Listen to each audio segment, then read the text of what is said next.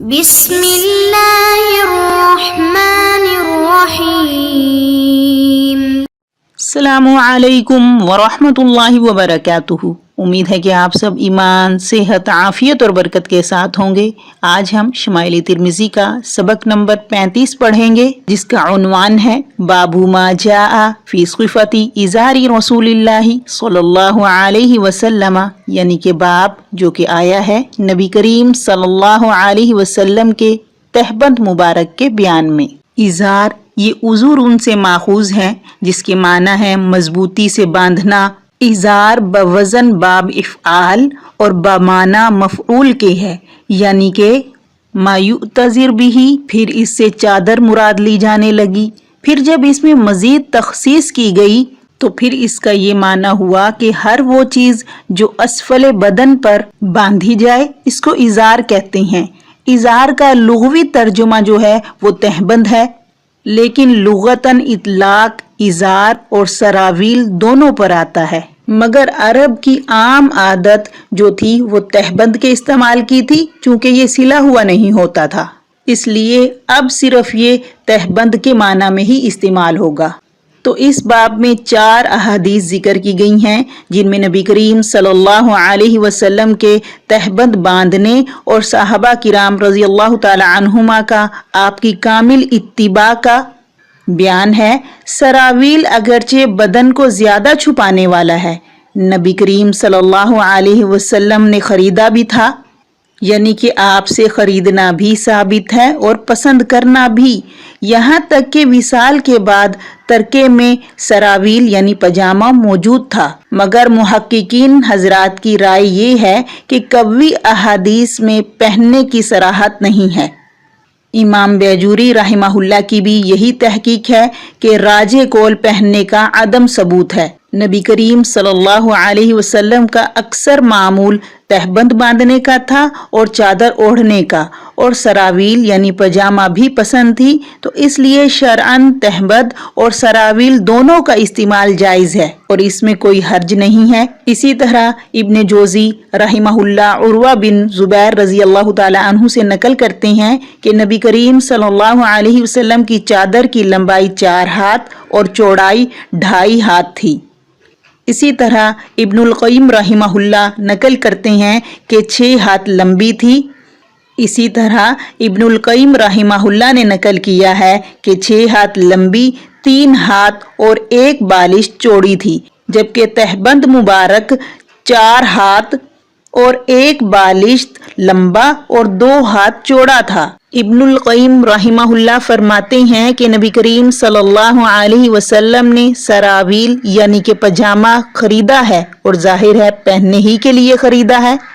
اس کے علاوہ متعدد احادیث میں بھی نبی کریم صلی اللہ علیہ وسلم کا پہننا ثابت ہے، اور صحابہ کرام رضی اللہ تعالی عنہما تو نبی کریم صلی اللہ علیہ وسلم کی اجازت سے ہی پہنتے تھے، کیونکہ صحابہ کرام رضی اللہ تعالی عنہما کا بھی پہننا ثابت ہے۔ ابو امامہ رضی اللہ تعالی عنہ فرماتے ہیں کہ میں نے نبی کریم صلی اللہ علیہ وسلم سے عرض کیا کہ اہل کتاب تہبند نہیں باندھتے، پجامہ پہنتے ہیں، تو نبی کریم صلی اللہ علیہ وسلم نے فرمایا تم لوگ ان کے خلاف کرو، یعنی پجامہ بھی پہنو اور تہبند بھی باندھو، تاکہ نہ بالکل موافقت ہو اور نہ بالکل مخالفت ہو۔ حدیث کی عبارت دیکھیے۔ بسم اللہ الرحمن الرحیم۔ وبه قال حدثنا احمد بن منیع قال حدثنا اسماعیل بن ابراہیم قال حدثنا ایوب عن حمید بن ہلال عن ابی بردہ رضی اللہ تعالی عنہ قال اخرجت الینا عائشة رضی اللہ تعالی عنہا کساء ملبدا او ایزارا غلیظا فقالت کبز روح رسول اللہ صلی اللہ علیہ وسلم فی هذین۔ امام ترمذی رحمہ اللہ فرماتے ہیں ہمیں یہ حدیث احمد بن منی نے بیان کی، ان کو یہ روایت اسماعیل بن ابراہیم نے بیان کی، ان کو ایوب نے بیان کیا، انہوں نے یہ روایت حمید بن ہلال سے نقل کی، اور ان تک یہ حدیث ابو بردہ رضی اللہ تعالی عنہ سے ان کے والد مشہور صحابی ابو موسیٰ اشعری رضی اللہ تعالی عنہ کے واسطے سے پہنچی۔ وہ فرماتے ہیں کہ ایک موقع پر ام المومنین حضرت عائشہ رضی اللہ تعالی عنہا نے ہمیں ایک پیوند لگی ہوئی چادر اور ایک موٹا تہبند دکھایا اور یہ فرمایا کہ یہ نبی کریم صلی اللہ علیہ وسلم کا وصال ان دو کپڑوں میں ہوا تھا۔ دیکھیے اس حدیث میں دو چیزوں کا ذکر کیا گیا ہے کہ حضرت عائشہ رضی اللہ تعالی عنہا نے آپ صلی اللہ علیہ وسلم کی وفات کے بعد حضرت ابو موسیٰ اشعری رضی اللہ تعالی عنہ کو دو چیزوں کی زیارت کرائی، کساءً ملبدن یعنی پیوند شدہ کمبل یا چادر۔ یہاں کساءً بمعنی مکسو کے ہے یعنی پہنی ہوئی چیز، لیکن عام محاورات میں معمولی کپڑے پر اس کا اطلاق ہوتا ہے۔ کساءً کاف کے کسرہ کے ساتھ، مطلب یہ کہ جو بدن کے اوپر حصے کو ڈھانپنے کے لیے استعمال ہو، اور جو ازار کا مقابل ہے اس کی جمع اکسیہ آتی ہے۔ اسی طرح ملبدن تلبید سے ہے پیوند لگے ہوئے کپڑے، اور جس ٹکڑے سے قمیض کے سامنے کا حصہ پیوند کیا جاتا ہے اسے لبدہ کہتے ہیں، اور پشت پر یعنی پیچھے کی طرف جو کپڑا لگاتے ہیں پیوند کے لیے اسے قبیلہ کہتے ہیں۔ اور بعض حضرات کا کہنا یہ ہے کہ تلبید کا معنی ہے کپڑے کے بعض ٹکڑوں کو بعض کے ساتھ لگانا، اور ملبدن کا معنی ہے ٹکڑے لگا ہوا۔ اور بعض حضرات کہتے ہیں کہ وہ حصہ یعنی وہ درمیانی حصہ جو سخت ہو مثل ٹاٹ کے، اس کو ملبدن کہا جاتا ہے۔ اور دوسری چیز جس کا حدیث میں ذکر کیا گیا ہے وہ ہے ایزارن غلیظن، یعنی موٹی قسم کا تہبند۔ غلیظن صیغہ صفت ہے، سخت ہونا، موٹا ہونا۔ تو حضرت عائشہ رضی اللہ تعالی عنہا نبی کریم صلی اللہ علیہ وسلم کی یہ دونوں چیزیں جن میں نبی کریم صلی اللہ علیہ وسلم نے وصال فرمایا تھا، ان کو بطور تبرک کے اپنے پاس رکھتی تھیں۔ اور ایک روایت میں یہ بھی آتا ہے کہ حضرت عائشہ رضی اللہ تعالی عنہا کے پاس نبی کریم صلی اللہ علیہ وسلم کا طیالسی جبہ بھی تھا جو کہ انہوں نے محفوظ کیا ہوا تھا اپنے پاس بطور تبرک کے، جسے آپ صلی اللہ علیہ وسلم پہنا کرتے تھے۔ جب حضرت عائشہ رضی اللہ تعالی عنہا کا انتقال ہوا تو یہ تمام تبرکات ان کی بہن حضرت اسماء رضی اللہ تعالی عنہا کے پاس منتقل ہوئی۔ پھر آگے فرمایا فقالت قبض روح رسول اللہ صلی اللہ علیہ وسلم فی ہذین، تو قبض فعل ماضی مجہول ہے، قبض روحہ مرنا، وصال پانا، انتقال کر جانا، اور فعل معروف کی صورت میں مارنا، وفات دینا۔ روح ارواح جان، نفس، روح۔ ہذینی ہذا کا تثنیہ ہے، اس کا مطلب ہوتا ہے یہ، اور یہ اسم اشارہ ہے مذکر قریب کے لیے، یعنی کہ وصال کے وقت تک نبی کریم صلی اللہ علیہ وسلم کا معمول ایسے ہی کپڑوں کے استعمال کا تھا جن کپڑوں کا حدیث میں ذکر کیا گیا ہے۔ تو حضرات محدثین رحمہم اللہ نے اس کی بھی مختلف توجیحات بیان کی ہیں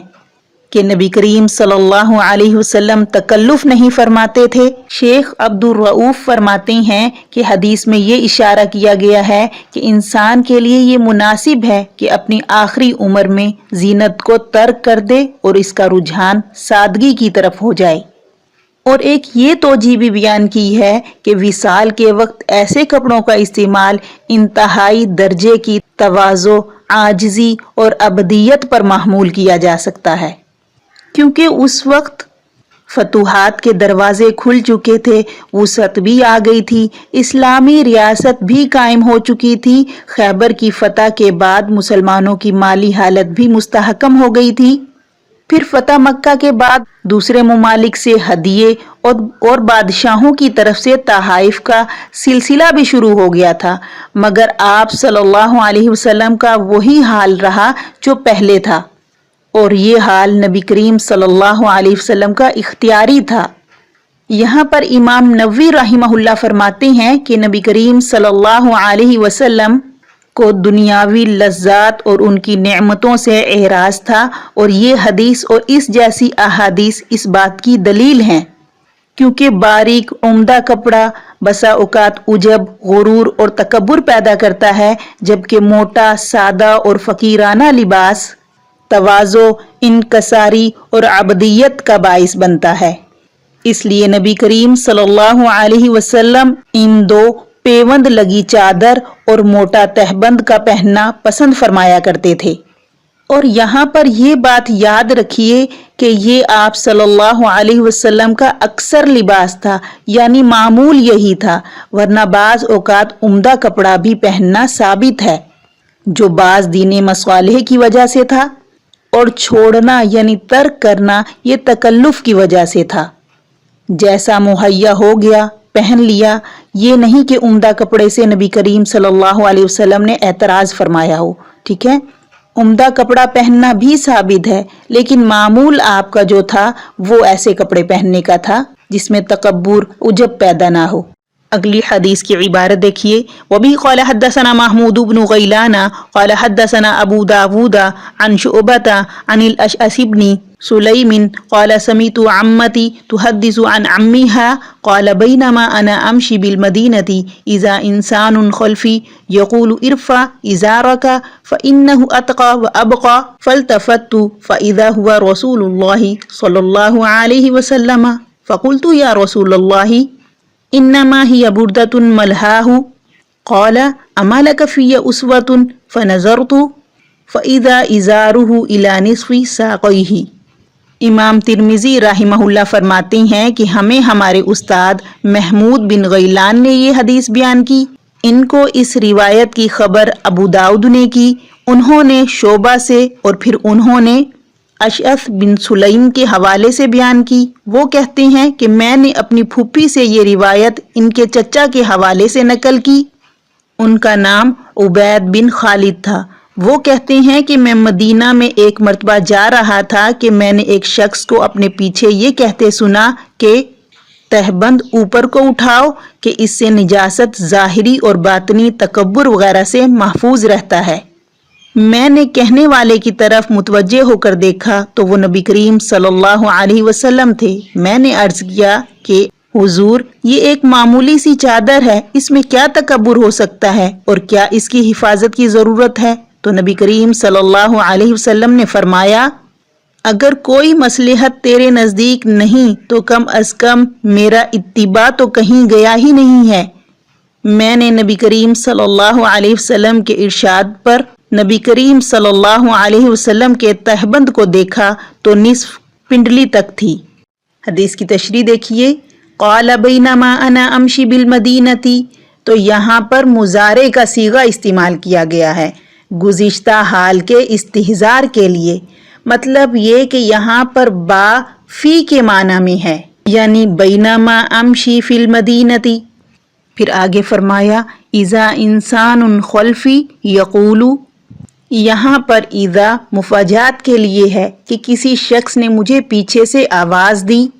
کس وقت آواز دی؟ کہ جس وقت آپ صلی اللہ علیہ وسلم نے مجھے دیکھا کہ میں اپنے تہبند کو ٹخنوں سے نیچے لٹکائے ہوئے ہوں، تو فرمایا ارفع ازارک، یعنی زمین سے تہبند کو اوپر کر لو، فإنہ اتقی وابقی، کہ ایسا کرنے میں تقوی بھی ہے، تحفظ اور بقا بھی ہے۔ تقوی تو اس لیے کہ اس سے کبر، عجب اور ریاکاری، خود پسندی کی نفی ہوتی ہے، اور بعض روایات میں انقا کا لفظ بھی استعمال کیا گیا ہے، یعنی کہ میل کچیل سے صاف ستھرا ہونا، اور ابقا کا معنی یہ ہے کہ تہبند دیر تک چلے گا، اگر زمین پر گھسیٹتا رہا تو جلدی پھٹ جائے گا، اور نصف پنڈلی تک ازار یعنی تہبند کو رکھنا یہ تقوی کے مطابق ہے، تو آخرت کا فائدہ بھی ہو گیا، اور ازار کے پاؤں کے نیچے آنے سے بچنے میں تحفظ جو ہوا وہ دنیا کا فائدہ بھی ہو گیا۔ تو یہ دنیا کا جو فائدہ ہوا یہ انقا ہوا کہ اس میں اس طرف بھی اشارہ ہے کہ اپنے کپڑوں کی حفاظت، صفائی اور ان کی دیکھ بھال پر توجہ دینی چاہیے، کیونکہ اگر اس کو ایسے ہی چھوڑ دیا جائے تو کپڑے کے میلے ہونے کا اور کپڑے کے ضائع ہونے کا بھی خطرہ ہوتا ہے۔ پھر آگے فرمایا فَالْتَفَتُّ فَإِذَا هُوَ رَسُولُ اللَّهِ صلی اللہ علیہ وسلم فَقُلْتُ يَا رَسُولَ اللَّهِ إِنَّمَا هِيَ بُرْدَةٌ مَلْهَاهُ، یعنی میں نے پیچھے پلٹ کر دیکھا تو اچانک وہ نبی کریم صلی اللہ علیہ وسلم تھے، تو راوی کہتے ہیں کہ میں نے معذرت کے لہجے میں عرض کیا ہِیَ بُرْدَةٌ مَلْهَاهُ، یعنی صحابی کی غرض یہ تھی کہ یہ تو معمولی سی چادر ہے، اگر اس کا پلو نیچے لگ بھی جائے تو بظاہر کوئی حرج نہیں ہے۔ مطلب یہ کہ اس میں تکبر اور فخر والی تو کوئی بات نہیں ہے۔ باقی رہا اس کے تحفظ اور بقا کا سوال، تو صفائی کا معاملہ تو آسان ہے۔ اور دوسرا یہ بھی معنی یہاں پر بتایا گیا ہے کہ انہوں نے کہا کہ یہ تو دھاری دار خوشنما چادر ہے، ہم اسے شوق سے پہنتے ہیں، اگر یہ نیچے گھسٹ بھی جائے تو کوئی حرج کی بات نہیں ہے۔ پھر آگے نبی کریم صلی اللہ علیہ وسلم نے فرمایا اما لک فی اسوہ، یعنی کہ نبی کریم صلی اللہ علیہ وسلم فرما رہے ہیں کیا تیرے لیے میرا نمونہ کافی نہیں ہے، اور کیا میرے طرز عمل میں تیرے لیے نمونہ نہیں ہے۔ اسوہ بمعنی اتباع کی ہے، مقصد یہ ہے کہ تم اپنے کیے کی توجیہ بیان کر رہے ہو اور جواز فعل کے لیے سند ڈھونڈ رہے ہو، یہاں یہ بات نہیں چلے گی۔ اللہ پاک کا صریح حکم موجود ہے، لَقَدْ كَانَ لَكُمْ فِي رَسُولِ اللَّهِ أُسْوَةٌ حَسَنَةٌ، کہ تمہارے لیے اللہ کے رسول کے اقوال اور افعال میں بہترین نمونہ ہے۔ پھر آگے ارشاد فرمایا مَن يُطِعِ اللَّهَ وَرَسُولَهُ فَقَدْ فَازَ فَوْزًا عَظِيمًا، یعنی جو شخص اللہ اور اس کے رسول کی اطاعت اور فرما برداری کرتا ہے تو وہ بڑی کامیابی سے فیضیاب ہوا۔ اور پھر آگے یہ بھی فرمایا جس نے رسول کی اطاعت کی تو اس نے در حقیقت اللہ ہی کی اطاعت کی۔ تو نبی کریم صلی اللہ علیہ وسلم نے فرمایا تہبند باندھنے میں فقط میری ہی اتباع کرو، یعنی جو میرا طریقہ ہے صرف وہی اپناؤ۔ تہبند پجامہ وغیرہ کے ٹخنوں سے نیچے لٹکانے کی بہت سخت وعید آئی ہے۔ ٹخنوں سے نیچے جتنا حصہ کپڑے کا لٹکتا ہے وہ آگ میں جلایا جائے گا۔ عبد الرحمن فرماتے ہیں کہ میں نے حضرت ابو سعید خدری رضی اللہ تعالی عنہ سے تہبند کے بارے میں پوچھا کہ اس کا کیا حکم ہے، تو وہ فرمانے لگے کہ تم نے بڑے واقف سے سوال کیا۔ نبی کریم صلی اللہ علیہ وسلم نے یہ فرمایا ہے کہ مسلمان کا تہبند آدھی پنڈلی تک ہونا چاہیے اور ٹخنوں تک بھی کچھ مذائقہ نہیں ہے، لیکن ٹخنوں سے نیچے جتنے حصے پر تہبند لٹکے گا وہ آگ میں جلے گا۔ اور جو شخص متکبرانہ کپڑے کو لٹکائے گا قیامت میں اللہ تعالیٰ اس کی طرف نظر رحمت نہیں فرمائیں گے۔ تو مختلف احادیث میں اس کے بارے میں سخت وعید آئی ہے، اس لیے اس کی طرف خاص توجہ کرنی چاہیے، کیونکہ ہم اپنے زمانے میں دیکھیں تو خاص طور سے کپڑا نیچے لٹکایا جاتا ہے۔ تو اللہ ہم سب کو عمل کی توفیق عطا فرمائے، اللہ ہمیں احادیث کا صحیح علم عطا فرمائے اور نبی کریم صلی اللہ علیہ وسلم کی سیرت پر عمل کرنے والا بنائے۔ والسلام ورحمۃ اللہ وبرکاتہ۔